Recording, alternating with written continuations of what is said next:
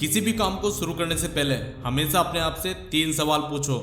मैं यह क्यों कर रहा हूँ, इसका क्या परिणाम हो सकता है और क्या मैं इसमें सफल हो पाऊंगा। गहराई से सोचो और जब तुम्हें इन सवालों के जवाब मिल जाए तभी आगे बढ़ो। जब तुम थके हो तो मत रुको, जब तुम्हारा काम पूरा हो जाए तभी रुको। जहाँ हो वहीं से शुरू करो। जो तुम्हारे पास है उसका उपयोग करो। जो कर सकते हो वो करो। काम पर बिताया हर वो दिन आपके भविष्य की नींव है। किसी और की तरह बनने की चाहत उस व्यक्ति की बर्बादी है जो आप हैं। अवसर अपने आप नहीं आते, उन्हें लाने पड़ते हैं। यदि अवसर दस्तक नहीं देते तो दरवाजा बनाइए। आज मैं आपको संघर्ष की एक ऐसी कहानी सुनाऊंगा जो आपकी संघर्ष की इच्छा शक्ति को मजबूत बना देगी।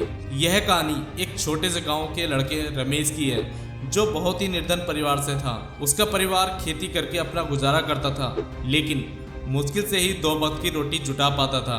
बचपन से ही रमेश ने गरीबी और संघर्ष का सामना किया। रमेश के माता पिता ने उसे स्कूल भेजा क्योंकि वे जानते थे कि शिक्षा ही उनके बेटे को इस गरीबी की दलदल से बाहर निकाल सकती है। लेकिन गांव में अच्छी शिक्षा के साधन नहीं थे। फिर भी रमेश ने हार नहीं मानी। वह दिन में स्कूल जाता और रात में खेतों में काम करता। रमेश को पढ़ाई के साथ साथ खेतों में काम करना बहुत मुश्किल लगता था, लेकिन उसने अपने सपनों को पूरा करने की ठान ली थी। हर रोज वह थकान के बावजूद किताबों में डूब जाता। उसके पास पढ़ाई के लिए जरूरी साधन नहीं थे, इसलिए वह दूसरों की पुरानी किताबें इकट्ठा करता और उनसे ही पढ़ाई करता। एक दिन गांव में एक शिक्षक आए जो शहर से थे और गांव के बच्चों को पढ़ाने का जिम्मा लिया। उन्होंने रमेश की लगन और मेहनत देखी और उसे अतिरिक्त समय देने लगे। शिक्षक ने रमेश को शहर के एक बड़े स्कूल में दाखिला दिलाने का वादा किया। रमेश ने इस मौके को अपनी जिंदगी का सबसे बड़ा अवसर माना और भी जी जान से पढ़ाई करने में जुट गया।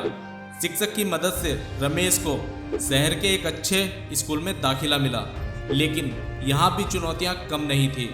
शहर में रहने और पढ़ाई के खर्चे का बोझ रमेश के माता पिता नहीं उठा सकते थे, इसलिए रमेश ने छोटे मोटे काम करने शुरू कर दिए। दिन में वह स्कूल जाता और रात में रेस्टोरेंट में काम करता। रमेश की मेहनत रंग लाई। उसने अपनी 12वीं की परीक्षा में टॉप किया और उसे एक अच्छे कॉलेज में स्कॉलरशिप मिली। कॉलेज में भी रमेश ने अपनी मेहनत और लगन से पढ़ाई की और एक बड़े इंजीनियरिंग कॉलेज में दाखिला लिया। वहाँ से इंजीनियरिंग की पढ़ाई पूरी करने के बाद उसे एक बड़ी कंपनी में नौकरी मिली। आज रमेश एक सफल इंजीनियर है, लेकिन उसने अपने गांव को नहीं बुलाया। वह गांव के बच्चों की शिक्षा के लिए एक स्कूल खोल चुका है और अपनी कहानी से सभी को प्रेरित करता है कि अगर मेहनत और लगन हो तो कोई भी मुश्किल रास्ता आसान हो जाता है। रमेश की यह कहानी हमें यही सिखाती है कि जीवन में कितनी भी कठिनाइयाँ आए, हमें पीछे नहीं हटना है।